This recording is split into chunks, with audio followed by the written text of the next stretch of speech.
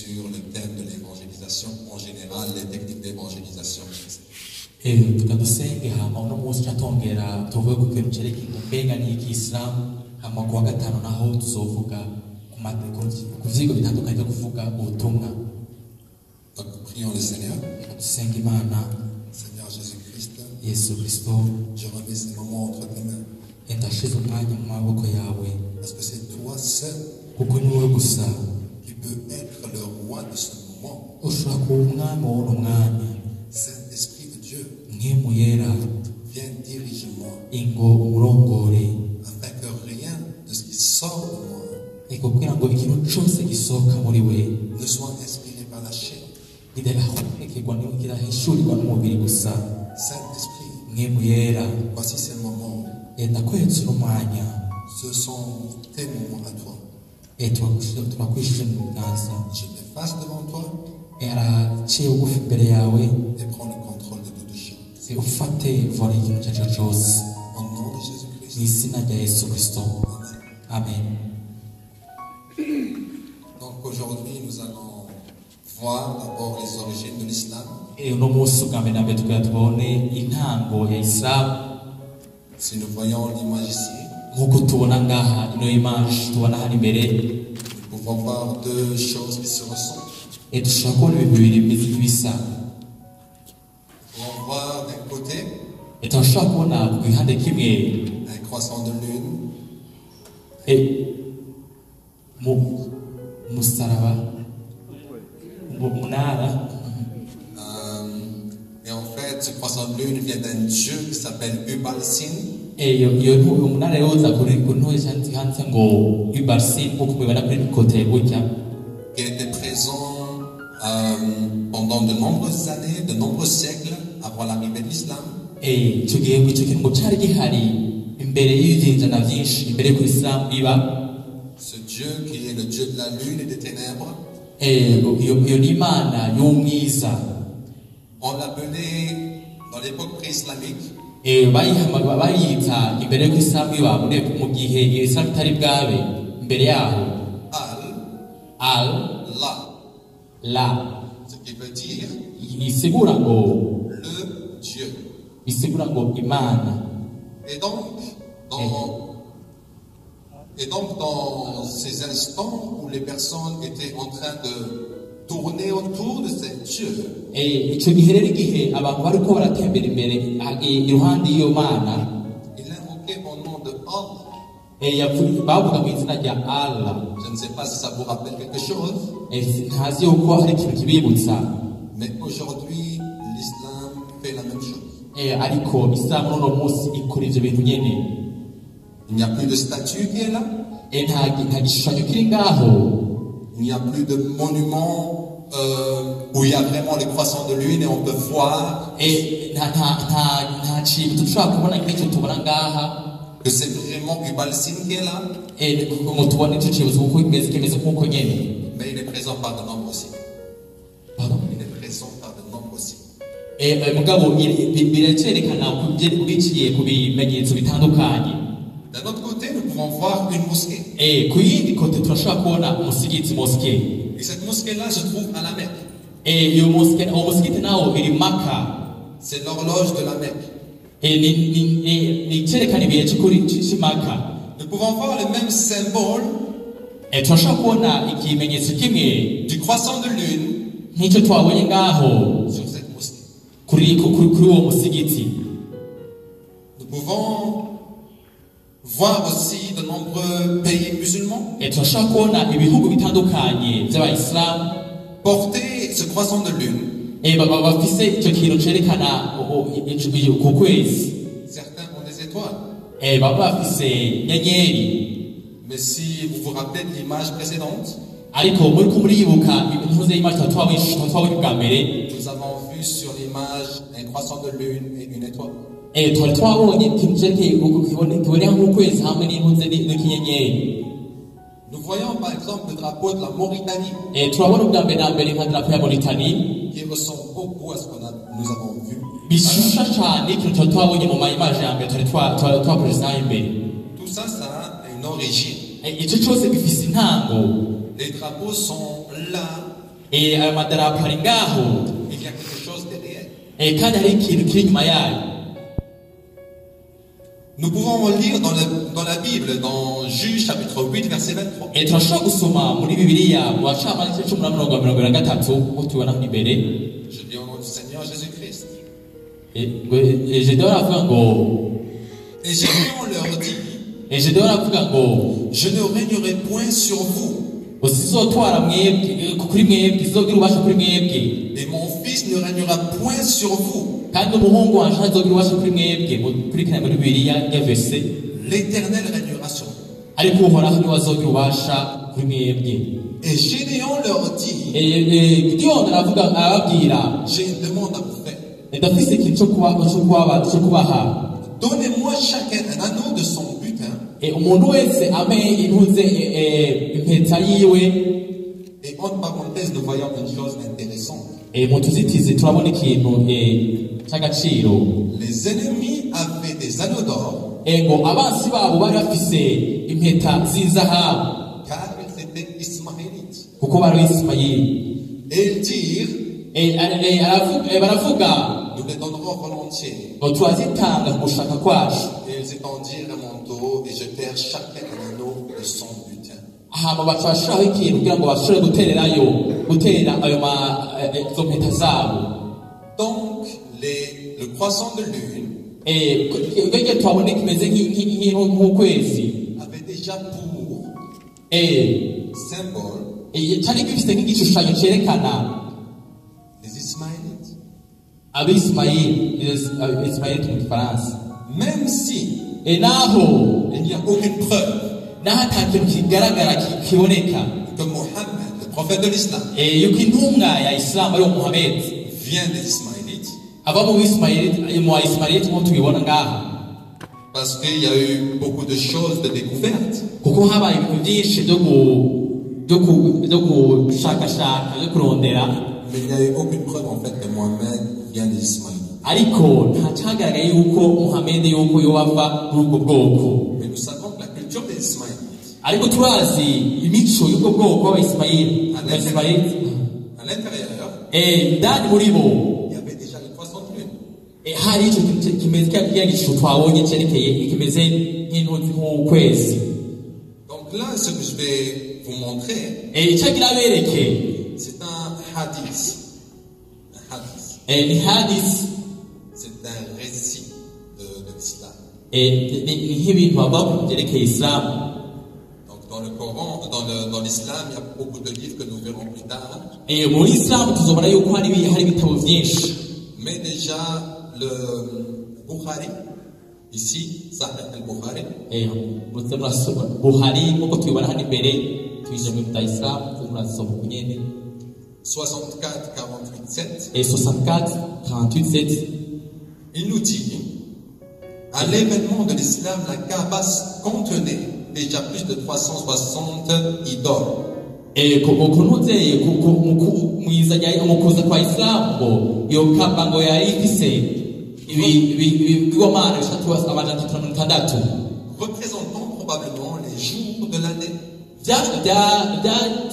byari bikwiye n'iminsi y'umwaka, Dans les représentations de certains prophètes kandi vyerekana intumwa zimwe et de Marie, na Mariya, ainsi que des pierres ou statues de divinités préislamiques. canke ibibuye canke ibishushanyo. Les plus vénérés et les plus plébiscités étaient Tubal, cyane cyane ibyari bizwi byari byerekana ku byitongo bya Ubal, ce que nous avons vu tantôt, ivyo twabonye mu kanya, Ubalsin. Ibalsin, Il y avait Alat, hariho Al-At, qui est une déesse, cyari imana cyabo, Al-Uzza na Al-Uzza et Manat. na Manat. Donc déjà avant l'islam, il y avait beaucoup de dieux. Turabona neza yuko imbere ya Islam yuko hari utumana twinshi, imana byinshi. Et les Quraishites, d'où est issu Mohammed, kandi aho intuze yazanye Muhammad étaient les responsables de la Kaaba. yari umuntu ajeje ibintu bya Kaaba. Et donc, au-dessus de ce monument, la Kaaba, kandi hejuru y'icyo gishusho y'icyo kimonima y'icyo gishusho cyitwa Kaba il y avait le dieu Ubalsim. hariho imana yitwa Ibalsim cyangwa twabona. La Kaaba, c'est ce que nous voyons ici. Kaba ni igishushanyo tubona imbere twe turabana imbere. Et dans cette Kaaba-là, muri iyo Kaba il y a une pierre noire. hariho ibuye ryirabura. Selon la tradition musulmane, ku byerekeye imigenzo y'abayisilamu, cette pierre noire avait le pouvoir d'effacer les péchés. icyo gihe yirabura yari ifite ububasha bwo guhanagura ibyaha. Selon la tradition musulmane, ku byerekeye imigenzo y'isilamu, cette pierre noire qui était blanche à l'origine ibuye yirabura ubwa mbere yari yera, est devenue noire par les péchés des gens. natwe yabaye yirabura bivanye n'ibyaha by'abantu. Et nous voyons que ça a une forme assez particulière. kandi turabona neza yuko ifise ishusho itandukanye n'izindi isangije. D'après la tradition musulmane, ku byerekeye imigenzo y'abayisilamu, la Kaaba a été construite par Abraham et Ismaël. Kaba yari yubatswe na Aburahamu na Ismaeli. Si nous lisons la sourate 2, dusomye sourate 2 verset 127, verset 127, notre Seigneur veille accepter de nous, tu es l'entendant, le connaissant. Imana yacu irashaka kutwemera ngo kandi ngo ntiwubizi. Et cela est rapporté aussi par le hadith de Bukhari 3364. byanditswe na iyo Buhari nimero 2364. Ibn Kathir, Ibn Kathir, qui est un exégète de l'islam, ikintu cyerekeye nk'intango ya Islam, rapporte qu'Ibrahim et son fils Ismaël avuga yuko Ibrahim n'umuhungu we Ismaeli complétèrent les assises et construisirent le coin. yuko aribo bubatse intuze point dufate nk'imfuruka. Ibrahim dit à Ismaël, ngo Ibrahim ngo arabwira Ismaeli, ô fils, ngo muhungu wanje, cherche-moi la meilleure pierre pour la mettre ici dans le coin. ngo donderera ngo ibuye nziza kugira ngo ushobore kurishira muri iyo mfuruka. Dès qu'Ismaël le quitta, Ismaeli amaze kuhava, Jibril apporta la pierre noire. Jibril azana iyo buye ryirabura. Jibril, en fait, dans l'islam, c'est Gabriel, sauf qu'il n'a pas le même caractère que Gabriel. ngo Jibril ngo mu mugenzi w'Abisilamu ni nka Gabriel, ariko nitwe turegereje kugira ngo ntafise inyifato imwe nka Gabriel nk'uko tumuzi kumbura muri Bibiliya. C'est ce que je vous ai dit tout à l'heure. Elle était blanche à l'époque, mais les péchés des gens l'ont noircie. nk'uko yari yatubwiye mu kanya ngo ubwa mbere na mbere iryo buye ryari ryera, ariko bivana n'abanyabyaha ngo ryatumye ngo ryirabura. Je vous ai dit tout à l'heure que yari yavuze mu kanya yuko les Kouraïchites d'où est issu Mohammed Mohammed yavuye étaient responsables de la Kaaba. aricyo cyari kigejejwe cyerekeye cya Kaba. Mais l'histoire, l'archéologie mugabo kahise a montré qu'il existait d'autres Kaaba. kerekana neza yuko hari yandi makaba hari. De nombreux autres Béthil, parfois nommés également Kaaba, zindi ngo zitwa ngo za Betil ngo cyangwa zitwa ngo zikaba zitwa nyine za Kaba, ont été adorés par les Arabes pré-islamiques. byakuritirwa hasi n'abayisilamu abana b'imbere ya Isilamu, Ainsi faisant allusion à la pierre noire, kandi babona yuko ari nka cyo kimwe n'iryo buye ryirabura. de Tuzares à Petra, donc iyo Tuzares à Petra. Clément d'Alexandrie mentionné vers 190, donc bien avant l'arrivée de l'islam. Clément d'Alexandrie bavuze muri 1900 muri 190 ababana bunamira iyo mabuye, que les Arabes adorent les pierres. ababana bunamira ayo mabuye. Donc ça remonte depuis très très longtemps. kandi ibyo bintu bibango kuva kera cyane. Il y a toujours eu ce culte de la pierre. habaye iyo migenzo yerekeye icyo kintu cy'ikibuye. Et donc c'est de là qu'on a aussi la pierre noire, qui est vraiment un symbole dans l'islam. niho habaye intango iyo buye ryirabura aricyo kimenyetso gikomeye cya Isilamu. Là nous allons voir qui était Mohammed. aha tugiye kubona mbega Muhammad yari inde, le prophète de l'islam. intumwa canke umuvugisha wa muri Islam. En fait, Mohammed est né en 570 Muhammad ngo yavutse mu majana 570 d'un père qui s'appelle Abdullah. ngo umuvyeyi wiwe yitwa ngo Abdullah. Donc ce n'est pas Mohammed qui a ramené le nom d'Allah chez les musulmans. Urumva ngo si Muhammad yazanye ngo iryo zina rya Allah mu musulman. Le père de Mohammed déjà s'appelait Abdullah. ngo umuvyeyi wa Muhammad yitwa ngo Abdullah. Urabona alakacho gihereza, C'est-à-dire esclave d'Allah. bisigura ngo umusha wa Allah. C'est une mère qui s'appelle Amina. ngo n'umama witwa ngo Amina. Il est issu de la tribu de Quraysh. baba mu bwoko bwa Quraysh. Cette tribu avait la garde de la Kaaba, comme je vous ai dit tantôt. ubwo bwoko bwacunga ya Kaaba itagishusha twabona mbere gatoya. Donc jusqu'aux premières révélations de Mohammed, kugira ngo gushika ku ishurwa rya mbere rya Muhammad, qu'il a reçu vers son âge 40 ans, yaronse mu myaka yiwe igira nk'iya 40. jusqu'à là, gushikaho Mohammed était entouré d'idolâtres et de traditions idolâtres. Muhammad yarakikijwe n'ibyo bintu by'ibigirwamana. Avant de rencontrer Khadija, mbere yo kubonana na Khadija, Khadija en fait c'est sa première femme, Khadija yari umugore we wa mbere, qui était beaucoup plus âgée que lui. yaramusomye imyaka myinshi. C'était une riche commerçante. yari umudandaza atunze cyane. Si nous regardons l'Arabie Saoudite turavye Arabia Saoudite igihugu, et que nous pensons au commerce, kandi tukiyumvira ku rudandazwa, nous voyons que le pays le plus proche de l'Arabie Saoudite, turabona neza yuko ngo igihugu cegereye Arabia Saoudite du côté de l'Afrique, kuri kote ku ruhande rwa Afrika, c'est l'Éthiopie. ni Ethiopia. Et l'Éthiopie kandi Ethiopia était chrétienne. bari bakirisu. Donc, il y a des commerçants qui viennent rero hari abadandaza baza avec des doctrines chrétiennes. ngo bazanye ngo ibize ngo Kristo. C'est pour ça que le Coran a beaucoup de sources au niveau de l'évangile, de la Torah.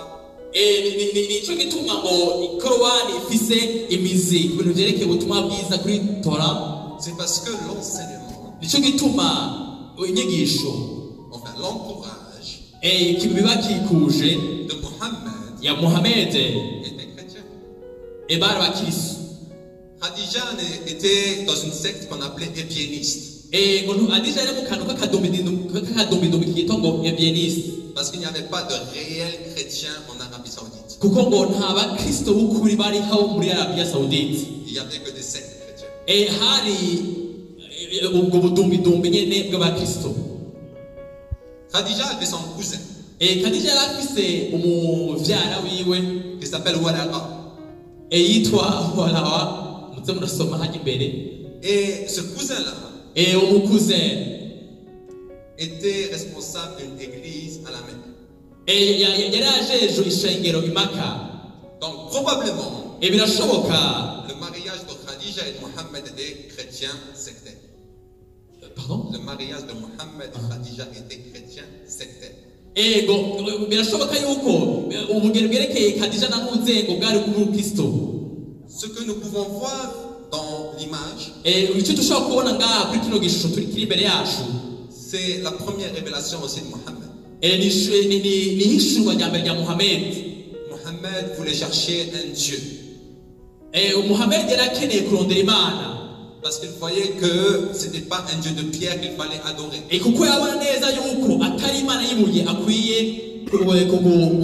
guhimbaza. Et il refusait d'accepter kandi yashobora kwemera le Dieu d'Abraham, d'Isaac et de Jacob, Imana ya Aburahamu, Isaka na Yakobo, comme il était pratiqué à la Mecque. nk'uko babikora muri Maka. Et donc lui, il a dit, bon, moi je vais chercher le véritable Dieu. we aravuga ngo nanje rero ngiye kurondera Imana y'ukuri. Donc là, il est parti dans une grotte. Pardon? Il est parti dans une grotte. yagiye mu kintu mu gitandara Et là, il s'est fait en retraite, en parenthèse spirituelle. tuvuga mu buryo bw'imwemu. Et dans cette retraite spirituelle, muri uko kwihera ko mu buryo bw'imwemu kwiwe alors qu'il dormait, asinziriye un ange est venu. umumarayika araje. Mais cet ange-là était très bizarre. uwo mumarayika yari ameze ukuntu kudatahuritse. En fait, d'après la tradition musulmane, Mohammed ne savait ni lire ni écrire. Ku byerekeye imigenzo ya Isilamu, Muhammad ntiyari azi gusoma canke kwandika. Mais cet ange-là est venu, il lui dit Iqra, c'est-à-dire lis. Mugabo ngo uwo mumarayika ngo yaraje amubwira ngo soma. Et Mohammed lui dit je ne sais pas lire. Muhammad abwira ngo sinzi gusoma. Et il a étranglé. Il a étranglé. Ataramuniga 3 fois. Gatatu. Et là, il a reçu la première révélation. Ubwo nyene ngo acaronka ishurwa ryo rya mbere. Qui vient, qui l'a traumatisé. Et comme ça l'a traumatisé, il est parti se cacher dans les bras de Khadija. Et là, en fait, elle lui dit ah, mais moi j'ai reconnu que tu es prophète. Et Waraka, le cousin aussi, lui dit ah, mais tu sais, tu es comme Moïse. Et donc c'est de là que naît Mohammed le prophète. C'est pour ça que quand on compare le catholicisme et l'islam, nous voyons beaucoup de choses similaires. Parce que non seulement il y avait Waraka, non seulement il y avait Khadija, mais aussi il y avait des moines qui ont dit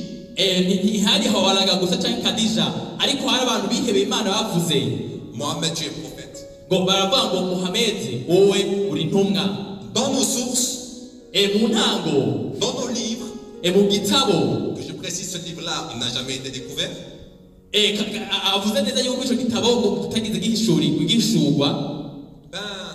Ils ont dit ah, mais nous attendons un prophète en fait avec une tache sur sa peau.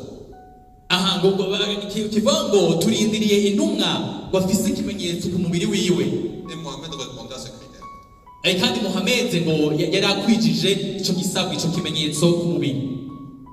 Ici, ce que nous voyons, c'est les 4 livres sur lesquels l'islam se base. Il y a le Coran, qui est le livre base des musulmans. Il est composé de 114 sourates. Et il n'est pas sous ordre chronologique, mais il est sous ordre de grandeur au niveau du rangement. Il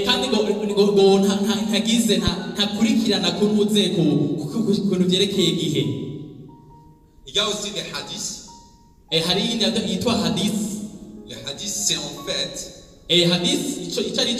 les compagnons de Mohammed qui ont sauvegardé ce que Mohammed faisait, ce que Mohammed disait, et ils ont mis il y a 300 ans après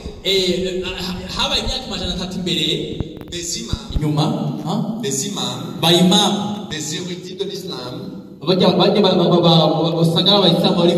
ont regroupé cela dans des recueils.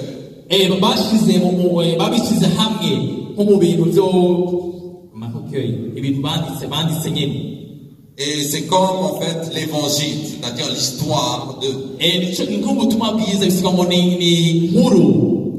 Et donc, là, les hadiths, en fait, c'est la deuxième base sur laquelle les musulmans fondent leur foi. Il y a la sira. Et la sira, en fait, c'est la biographie de Mohammed. C'est-à-dire depuis que Mohammed est né jusqu'à sa mort. Et il y a les tafsirs. Les tafsirs, en fait, c'est des livres qui expliquent les versets du Coran. Ce que je vous montre ici, icabereka ngaha que ce soit les hadiths, haba hadith la sira, la siha les tafsirs, tafsir sont des milliers. ego ni nk'ibibanza Il y a des milliers et des milliers de hadiths, okay n'ibihumbi by'amahadith de sira y'amasira et de tafsirs. na tafsir. Est-ce que vous êtes avec moi? turi kumwe. En fait, l'islam se base sur 5 piliers. Ego Islam ngo ihagaze ku nkingi zitanu. Les 5 piliers de l'islam inkingi zitanu za Islam sont la profession de foi ngo nko kwizera qui est ashhadu an la ilaha illallah Muhammadan Rasulullah, c'est-à-dire qu'il y a d'autres dieux que Dieu et Mohammed et son prophète. ngo nta zindi mana zihari ngo atari Imana na Muhammad intumwa yayo. Quand une personne se convertit à l'islam, umuntu rero yinjiye muri Islam, c'est la phrase qu'elle doit dire niryo jambo akwiye ategeka kuvuga devant des témoins. imbere y'ivyabona. Mais si tu es comme moi, Nimba umeze nkawe que tu es né dans l'islam, wavukiye muri Islam, ton papa ou l'imam va te dire cela à l'oreille, tu deviens musulman, il ne te demande pas ton avis. ngo bibironse ukiri mutoyi ngo umuyimama bajya tubageragera kumbure nibajya kugutumanya muri Islam ndibaza. Rero bisigura ngo wowe akubwira mu gutwi nawe ukiri muto ariko ntakubaza icyumviro cyawe. C'est pour cela d'ailleurs Nico gituma que l'évangélisation des musulmans, c'est comment? kuvuga ubutumwa kw'abayisilamu ni gute? Un homme musulman se marie à une femme chrétienne. Umugabo w'umumisilima ngo agize mariage n'umugore w'umukristo, Les enfants deviennent musulmans automatiquement. Abana be ubwo nyene bacaba abayisilamu Selon l'islam. ku vyerekeye Islam. Ça, c'est l'évangélisation des musulmans. Uko bavuga ubutumwa abayisilamu. C'est pour ça que Nico gituma je vois de nombreux mariages qui se font en Afrique abona ngo ubugeni bwinshi ubukwe bwinshi buba muri Afrika entre des musulmans qui viennent d'ailleurs ku bayisilamu bava ahandi et des chrétiens. n'abakristo. C'est parce que l'islam cherche à éradiquer en fait le christianisme. Ni uko Isilamu ikeneye kurandura ikintu byerekeye ubukristianisme ubukristo. Il y a la prière 5 fois par jour Hariho gusenga gatanu ku munsi turi kuri amapiriza nyingi qui se base sur le soleil, bifatiye ku kwezi, la position du soleil, n'ukuntu ukwezi untuze izuba ukwezi n'izuba ukuntu imeze. c'est pour ça que dès l'aurore, en fait, dès le lever du soleil, vous entendez la mosquée. Nico gituma imbere y'uko izuba riseruka muca mwumva kuri mosque batangiye kuvuga. Et à la fin aussi, vous aurez aussi la mosquée qui va appeler à la prière. Kandi n'izuba rirenga umuntu ashobora kumva mosque ihamagira kugira ngo bashobore kugira amasengesho. Donc tout est basé sur le soleil. Byose bihagaze ku zuba. Et aussi il y a le jour de la prière comme dimanche chez nous, Kandi ngo hari umunsi w'amasengesho nka dimanche nka twebwe, qui est le 6e jour dans l'islam, ari umunsi wa gatandatu wa Islam, c'est-à-dire le vendredi. ni kuvuga ngo ku munsi wa gatanu. Le 7e jour dans l'islam, Umunsi w'indwi mu Islam c'est le samedi. ni ku gatandatu. Rappelez-vous les commandements de Dieu, Mwibuke amabwirizwa y'Imana, où Dieu dit Imana yavuga ngo je sanctifie le 7e jour. ngo nzokweza umunsi w'indwi. Mais eux Ariko bo ont le 6 kuri wa gatandatu comme chiffre préféré. bafata umunsi wa gatandatu nk'umunsi bacaguye bobo. Il y a le jeûne du Ramadan, Hariho ngo kwisonzesha mu gihe ya periode ya Ramadan. il y a le pèlerinage à la Mecque, Hariho kugenda imaka, il y a l'aumône aux pauvres. gufasha abagowe. Et là, ce n'est pas fini, c'est les 6 piliers de la foi. Ngo ngaha ntibirangiye rero ngo ni byerekeye ngo inkingi zitandatu zo kwizera. Le premier pilier, c'est croire en Allah. Ngo ubwa mbere na mbere ngo inkingi ya mbere ni ngo kwizera Allah. Deuxième pilier, c'est croire en ses anges. Ngo ubwa kabiri ni kwizera abamarayika biwe. Troisième pilier, c'est croire en ses livres. Irya gatatu ni ukuvuga ngo kwizera ibitabo vyiwe. Les livres qui viennent avant le Coran, c'est l'évangile. Ngo ibitabo biza imbere ya Quran ngo ni ubutumwa bwiza. La Torah, Na Torah et le Zabour. Zabour. na Zaburi Qui sont les psaumes de David. ariyo Zaburi ya Dawidi. On les appelle le Zabour dans l'islam. bayita ngo Zaburi muri Islam. Croire aux prophètes et messagers. Icya gatatu ngo kwizera intumwa hamwe n'abavugishwa. Croire au jour du jugement. Kwizera umunsi wo gucira ku iteka. Croire au destin bon ou mauvais. Kwizera destin cuwagenewe cyiza canke kibi. Donc dans les attestations de dans la base de l'islam,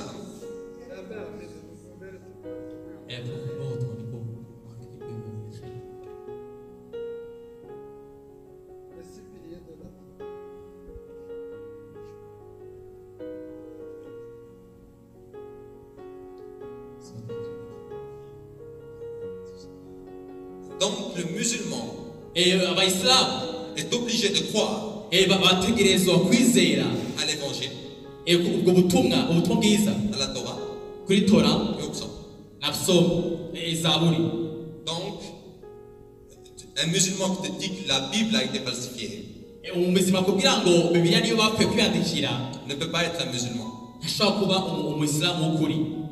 En fait, dans l'islam, muri Islam il y a eu dans le Coran aucun verset muri Korani ngo nta verse n'imwe qui dit que la Bible, que les écritures venant de Dieu sont falsifiées. yerekana yuko ngo inyandiko zivuye ku Mana ari byo bapfuye kwiyandikira nyene gufalsifa nyene ibintu atari byo.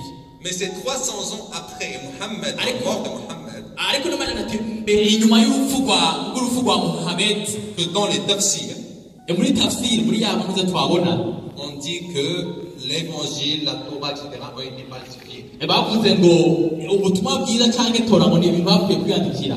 Ce qui veut dire bisigura ngo que d'après l'islam, ku byerekeye Islam, le Coran Korani est le livre de base des musulmans. aricyo gitabo abayisilamu bahagararako. L'évangile est la parole de Dieu. ubutumwa nibwo butumwa bwiza nyene niyo jambo ry'Imana. Mais 300 ans après, il y a des gens qui ont contredit cela. ariko inyuma y'imyaka 300 hari abantu bagiye bavuze yuko atari byo, bahakanye ibyo. Isa n'est pas Jésus. Si Kristo, si Yesu, n'est pas Jésus. Ni si Yesu. Pourquoi? Kubera iki? Parce que dans l'islam, kubera ngo muri Islam, par exemple, Joseph, nk'akarorero Yosef, on l'appelle Youssef. Youssef. bamuhamagara ngo Yosef. Jonas, on l'appelle Jonas. bamuhamagara ngo Jonas. Mais il y a eu un changement ariko harabaye impinduka dans le temps de Jésus. ku byerekeye izina rya Yesu. Pourquoi? Kubera iki? Isa, Isa, la signification du nom Isa, insiguro y'ijambo y'izina ngo Isa ne veut pas dire Dieu sauve. ntibisigura ngo Imana ikiza. Veut dire Dieu est généreux. Bisigura ngo Imana itanga. Mais Yeshua, ariko ngo Yeshua, Jésus en hébreu, Yesu mu giheburayo veut dire Dieu sauve. bisigura ngo Imana ikiza. Donc Allah bisigura ngo Allah a modifié sciemment yahinduye igira mbona ngo gushaka kuriwe le nom de Jésus izina rya Yesu pour que les gens ne soient pas maintenant ne cherchent pas. kugira ngo abantu bashobore kurondera. Pourquoi? Kubera iki? Dans le Coran, il y a quelqu'un qui s'appelle Dieu sauve.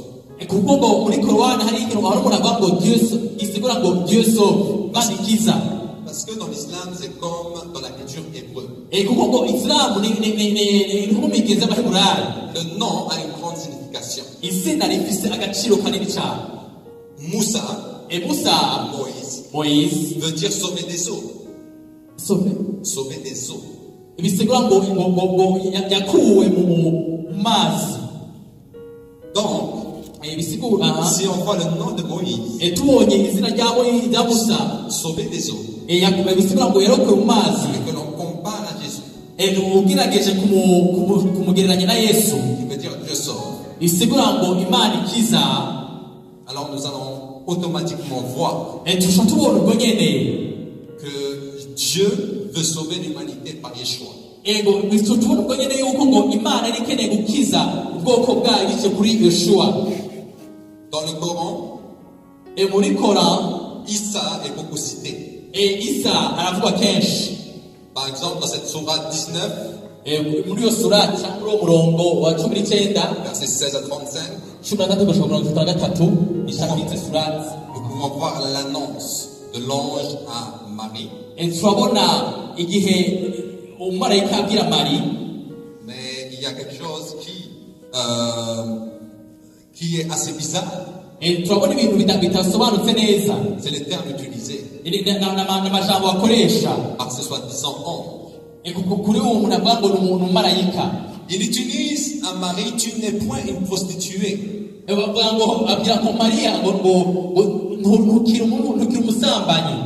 Non pas que tu as fait avec ton fiancé, mais tu n'es point une prostituée. Donc est-ce que dans l'islam il y a que les prostituées qui doivent tomber enceintes? Est-ce que dans l'islam il y a que les prostituées qui doivent tomber enceintes ou c'est...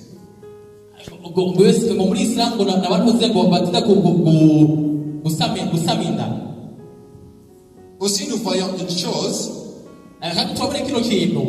qui existe dans les évangiles apocryphes.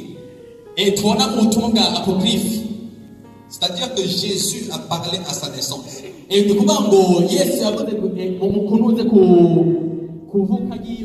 Avant l'ère musulmane. Il y a certains qui disaient que Jésus, dès qu'il est né, en fait, il a parlé. En fait, il y a des gens qui disaient que Jésus, quand il est né, il a parlé. Mais nous savons que c'est faux. Par exemple, Jésus, dans le Coran, le premier mot qu'il a dit, je suis serviteur d'Allah. Il m'a donné l'écriture et m'a fait prophète. Il m'a béni où que je sois. Il m'a recommandé la prière et l'aumône. Tant que je resterai vivant, ainsi béni, ainsi que la bonté envers ma mère, pardon. Ainsi que la bonté envers ma mère, il ne m'a fait ni violent ni malheureux. Que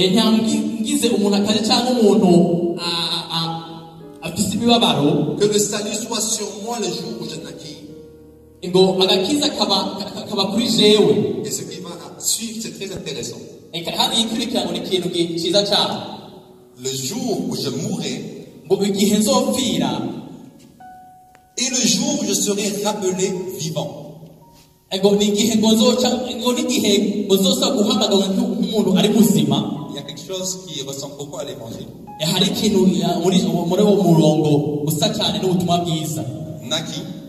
Naki, c'est-à-dire vivre, mourir et ressusciter. Donc ici nous voyons que d'après le Coran, Jésus a été enlevé vivant.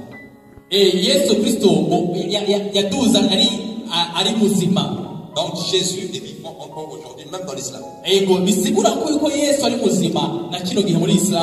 Mais Mohamed, ils savent qu'il est mort. Et un mort ne peut rien faire. Aussi dans la sourate 3, versets 42 à 51.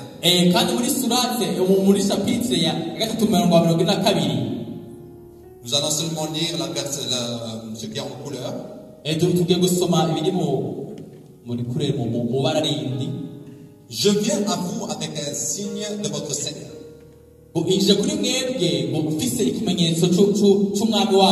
Je vais pour vous créer l'argile une manière d'oiseau.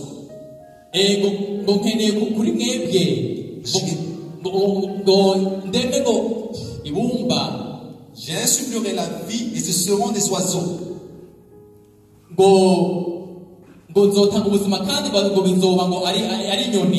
Donc dans l'islam, Jésus a créé quelque chose. Et dans l'islam,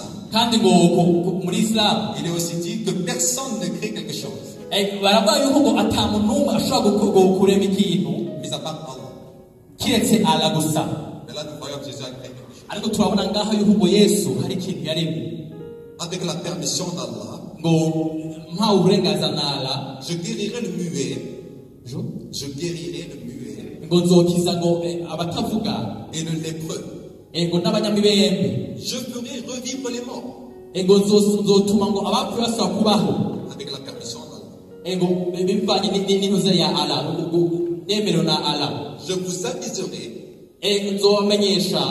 de ce que vous mangez et ce que vous amassez dans vos demeures. En vérité, en cela est certain signe pour vous. Si vous êtes croyant, aussi ce qui vient maintenant, je suis envoyé.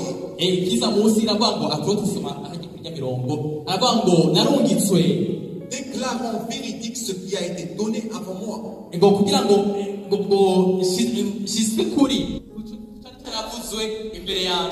De la Torah, afin de déclarer pour vous licite une partie de ce qui avait été pour vous déclaré illicite. Je suis venu avec vous avec un signe de votre Seigneur. Soyez purs envers Allah et obéissez-moi. Allah est mon Seigneur et votre Seigneur. Adorez-le donc, c'est une voie droite. En fait, dans ce verset-là, il y a quelque chose qui m'a interpellé, moi.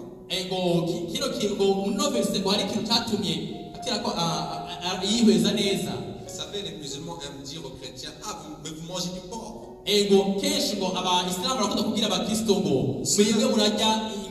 Cela est interdit. Mais dans l'islam, il est dit que Jésus a enlevé certaines choses qui étaient illicites dans la Torah pour les rendre licites. Donc même dans le Coran, si quelqu'un lit le Coran, saura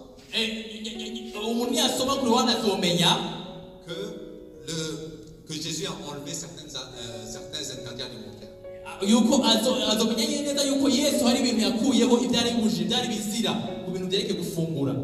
Donc on va voir la mission de Issa.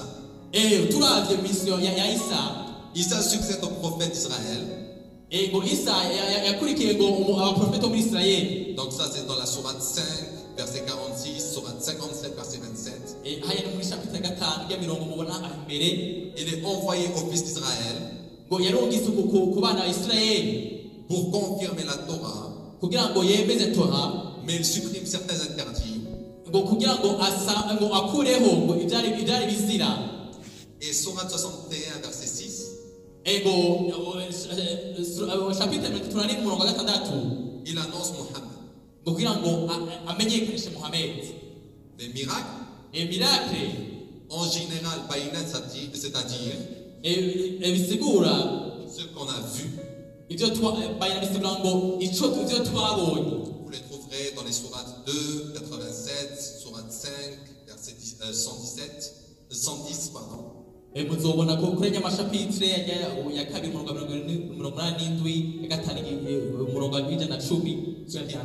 Ce qu'il y a entre parenthèses, vous pouvez les noter pour ne pas perdre beaucoup de temps. Il parle à sa naissance, c'est ce que nous avons vu tout à l'heure.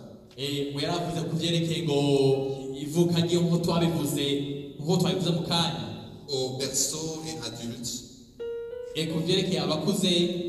Vivifie l'oiseau, opère des guérisons, ressuscite les morts, devine les secrets.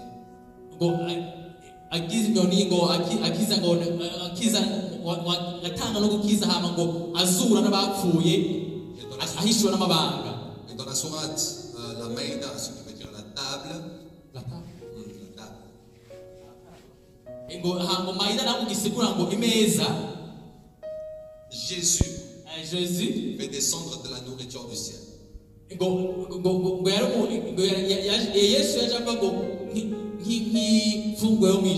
Ce qui est comme la Sainte Seine. Cet événement de la Sainte Seine.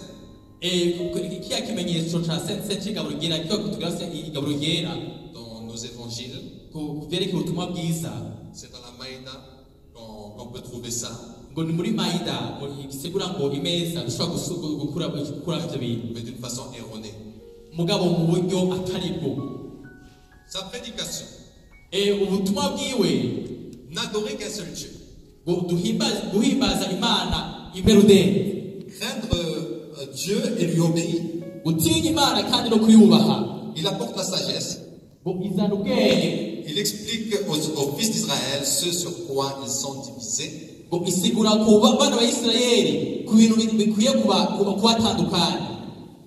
drame de sa fin sur terre. Il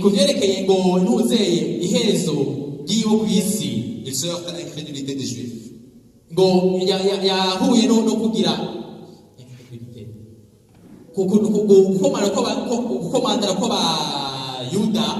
Il fait appel à ses auxiliaires. Maudit les Juifs qui rusent pour le faire mourir. Mais il est sauvé par Dieu. Élevé au ciel. Il y a deux versets qui sont là dans le Coran. Même trois. Et se contredisent. Concernant la crucifixion de Jésus-Christ et il est ressuscité.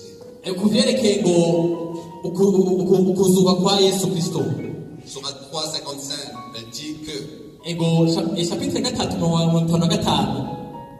moi, Jésus, je mets fin à ta vie terrestre, et dans le verbe mettre fin en fait dans l'arabe.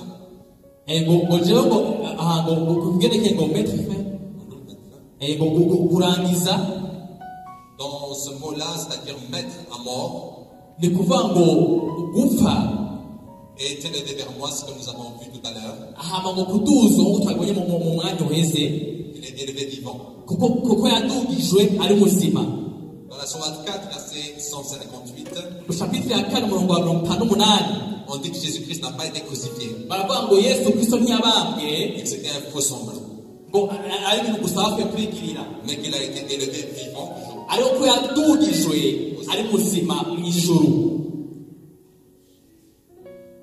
Voilà ce que je vous ai dit. Donc c'est dans la sourate 3, 55, 56.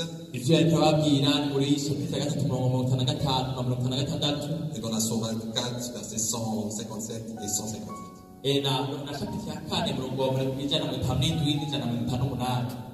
Vous pouvez noter ça, on ne va pas perdre de temps.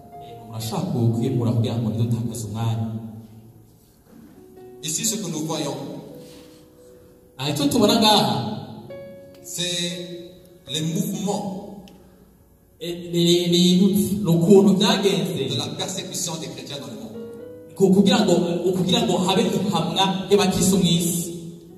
Ça va du plus rouge des chrétiens où ils sont le plus persécutés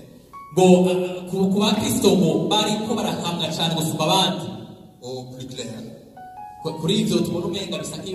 où les chrétiens ne sont pas persécutés. Il y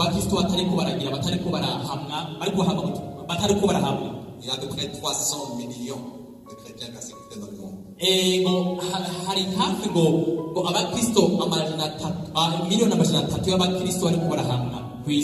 ce qui est intéressant ici, c'est que la plupart des endroits où les chrétiens sont persécutés,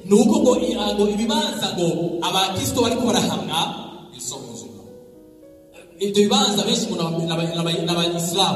Deuxième pays, c'est par exemple l'Afghanistan. igihugu cya kabiri nk'akarorero ni Afghanistan. Troisième pays, Somalie. icya gatatu ni Somalie. Quatrième pays, Liban. icya kane ni Liban. Cinquième pays, Pakistan. icya gatanu ni Pakistan. Sixième pays, Soudan. icya gatandatu ni Sudani. Septième pays, Érythrée. icya cy'umunani ni icy'indwi ni Eritrea, etc. kubandanya ibyo n'ibihugu biriko birahama abakristo. Donc les chrétiens sont persécutés dans les pays musulmans. Abakristo bariko barahamwa mu bihugu aho abayisilamu ari benshi baganje muri ibyo bari benshi muri ibyo bihugu. Je ne sais pas si ça vous rappelle quelque chose dans l'évangile. Sinzi uko ari ikintu kibibutsa mu butumwa bwiza. Mais Jésus-Christ nous dit déjà dans Jean chapitre 16 verset 2. Ariko Yesu Kristo aratubwira muri Yohana 3:10 ils vous chasseront des synagogues. ngo bazobirukana mu masinagogi. Même le temps vient ngo umwanya uraje que quiconque vous fera mourir croira rendre inculte à Dieu. ngo umwanya uraje ngo aho umuntu wese azokwisha ngo uwizeye iyo Mana, uwizeye gukorera iyo Mana. Et ils vous feront ces choses kandi bazokora bino bintu parce qu'ils n'ont point connu le Père ni moi. kuko ngo batamenye kandi batamenye Data. Et si nous voyons en fait la sourate 9 verset 29, tubonye ngo chapitre muri Korowani mu chapitre 29 tuez baravuga ngo nice ceux qui ne croient ni en Allah ni au jour dernier, ngo abatemera muri yara cyangwa umunsi wa nyuma, qui n'interdisent pas ce que Allah et son messager donc Mohammed, ngo batabuza ivyo wara cyangwa intumwa yo Muhammad, ont interdit et qui ne professent pas la religion de la vérité. kandi ngo batavuga kuvyerekeye idini ivuga ukuri ariyo Islam. Parmi ceux qui ont reçu le livre, jusqu'à ce qu'ils versent la capitation,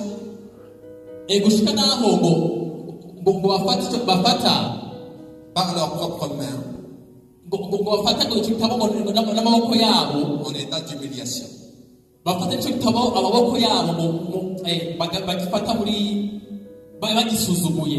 La capitation, c'est quoi?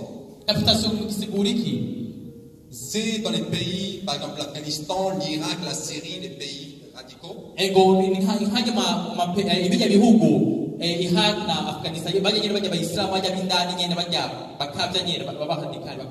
Chaque chrétien doit donner de l'argent pour vivre sa foi. S'ils ne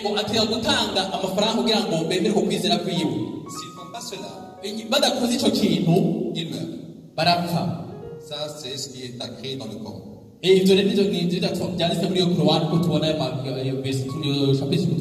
Verset 30. Les Juifs disent Uzaïr est fils d'Allah. Uzaïr, c'est Esdras.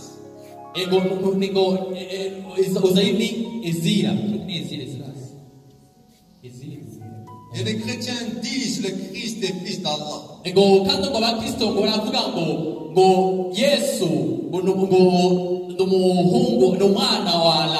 Telle est leur parole provenant de leur bouche. Ils imitent les dires des mécréants avant eux.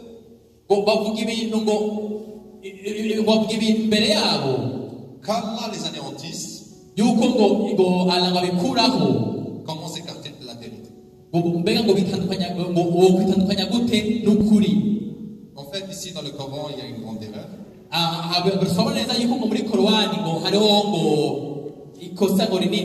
Parce que les Juifs n'ont jamais considéré Esdras comme fils de Dieu.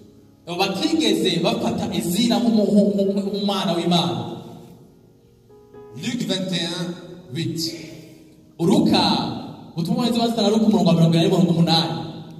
Jésus-Christ dit prenez garde que vous ne soyez séduits, car plusieurs viendront en mon nom disant c'est moi et le temps est proche. Et Jésus-Christ nous dit n'allez point auprès d'eux. Ce qui se passe aujourd'hui au Burundi, c'est nous qui en avons la vérité. Mohammed est le dernier prophète. Nous avons le même Dieu.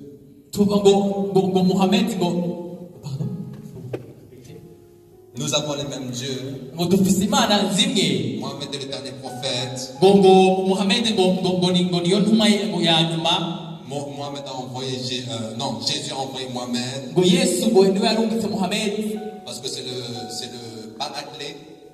Mohammed c'est le paraclet. ngo Muhammad ni nk'ica dufate uwitangira. Donc ça c'est les arguments des musulmans. kuko ngo guverinoma ntuze n'ibintu bazana kugira ngo bakonvenke abantu bemeza abantu. En plus nous avons tous les prophètes. tuba dufise ngo intumwa zose. Nous croyons en tous les prophètes. twizera ngo intumwa zose. Nous les respectons tous. twari ngo turabubaha bose. Mais vous n'acceptez pas Mohammed. ngo mwebwe ariko ntimubaha Muhammad niko abantu b'abamizima bavuga. Sauf que si nous voyons dans l'évangile, ariko nuko tubona mu butumwa bwiza, nous voyons que Jésus-Christ a dit nuko tubona yuko Yesu Kristo yavuze ngo qu'il y aura des personnes qui diront ah mais c'est moi qui le suis. ngo azoba ngo Yesu Kristo yavuze ngo nije mukwiye gukurikira. Ils parleront au nom de Jésus-Christ. bazovuga mu izina rya Yesu Kristo. Mais Jésus-Christ ne leur a jamais parlé. Mais Jésus-Christ ne leur a jamais parlé. ariko Yesu Kristo ntigeze ababwira. Dans la Sourate 61 verset 6. mu chapitre 61 murongo wa 6. Quand Jésus, fils de Marie, igihe Yesu umuhungu wa Mariya dit enfant d'Israël, avuga ngo bana ba Isirayeli, je suis le messager de Dieu envoyé vers vous, ngo ndi ntumwa y'Imana irungitse kuri mwebwe, confirmant ce qui est devant moi et la Torah, ngo kugira ngo nemeze ngo ibyari imbere yanjye ariyo Tora, et kandi annonçant un messager qui viendra après moi, kandi ngo uzovuge ngo intumwa yindi zoza inyuma yaje, dont le nom sera Ahmed. ngo izina ryawe rizoba Ahmad. C'est l'un des noms aussi de Mohammed. ngo nico kimwe n'iryo zina rya Muhammad. Mais quand il vint vers eux avec des signes évidents, ariko ngo niyaza imbere yanyu n'ibimenyetso bigaragara, ils dirent ceci est de la sorcellerie évidente. ngo baravuga ngo bazovuga ngo ubu n'ubupfumu cyane n'amangetengete nyine afashe. Dans Galates chapitre 6, dans chapitre 1 verset 6 à 9, mu Bagalati igice cya 3:3-9, l'apôtre Paul nous dit intumwa Pawulo avuga, je m'étonne que vous vous détourniez si promptement de celui qui vous a appelé. ngo ndatangaje ko uko muhindukiriye ngo n'umuntu yabahamagaye par la grâce de Christ, ku buntu bw'Imana, pour passer à notre évangile. kugira ngo mukurikire ubundi butumwa. Non qu'il y ait un autre évangile, ariko nta bundi butumwa buhari, mais il y a des gens qui vous troublent et qui veulent renverser l'évangile de Christ. ariko n'abantu bahuvya bakagomba guhindukiza ubutumwa bwiza bwa Yesu Kristo. Mais quand nous-mêmes, ariko twebwe, quand un ange du ciel igihe ngo umumarayika wo mw'ijuru annoncerait un autre évangile que celui que nous avons prêché, ngo azobe ubutumwa ngo butandukanye n'ubwo mwumvise, qu'il soit anathème. ngo azobe ikivume. Nous l'avons dit précédemment. ngo twarabivuze ngo imbere, Et je le répète à cette heure. kandi ndabivuze ngo ino saha. Si quelqu'un vous annonce un autre évangile que celui que vous avez reçu, ngo igihe ngo umuntu azobabwira ubutumwa butandukanye n'ubwo mwaronse bwa mbere, qu'il soit anathème, azobe ikivume, ce qui veut dire maudit. azobe umuntu avumwe. Qui a révélé la révélation au Mohammed? ninde yahishurirwa Muhammad? Un ange. umumarayika. Et il a contredit l'évangile. kandi ngo yatanze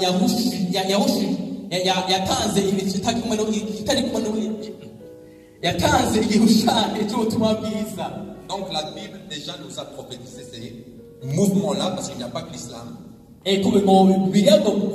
yamaze kwerekana kuvugishwa, Qui contredisent yaramaze kubwira ku byerekeye iyo muvuma ya Isilamu ihushanya l'évangile, n'ubutumwa bwiza, en prétendant qu'un ange est venu les visiter. kandi bavuga yuko hari umumarayika yaje kubahishura cyangwa kubabwira. Ici, ce que nous voyons, aha icyo tubona ngaha c'est le drapeau de l'Arabie Saoudite. ni idarapo ya Arabia Saudite. Nous voyons le vert.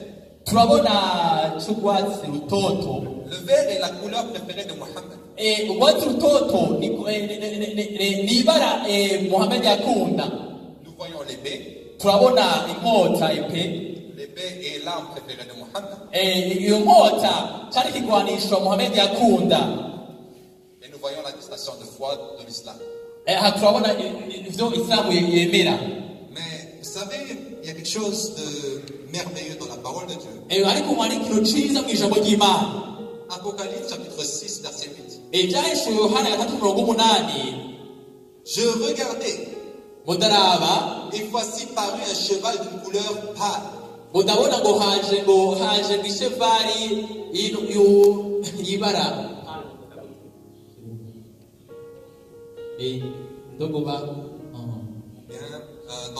En grec, le mot utilisé ici veut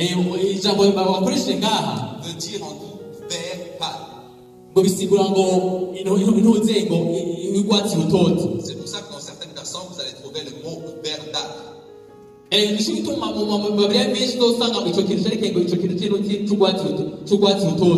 Celui qui le montait se nommait la mort.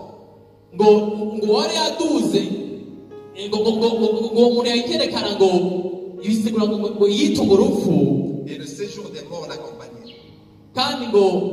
Ugupa ngo kuzokurikira amashaka gusoma iyo mbese kugira tubone amajambo meza akoresha iyo mbese nyine bashaka kurikira asoma Bibiliya bakakurikira muri Bibiliya yazabo.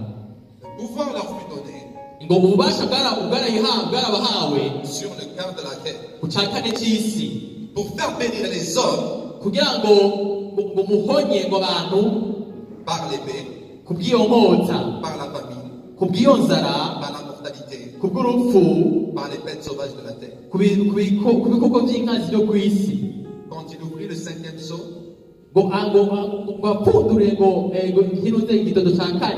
je vis sous l'autel les âmes de ceux qui avaient été immolés.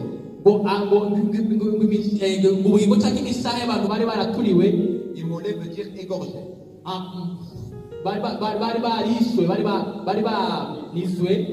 À cause de la parole de Dieu et à cause du témoignage qu'ils avaient rendu. Ici nous voyons plusieurs choses qui correspondent à l'islam. D'abord la couleur verte. Le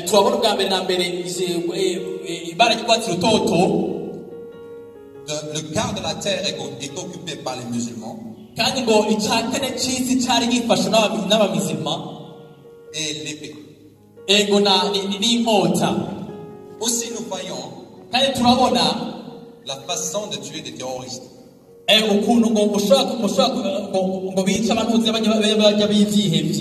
était aussi la façon de tuer Mohammed.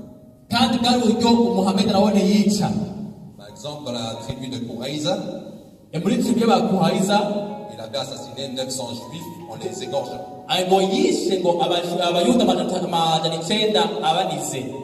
Donc ici nous voyons que la Bible prophétise l'islam en détail. Donc voilà ce que j'ai voulu vous présenter aujourd'hui.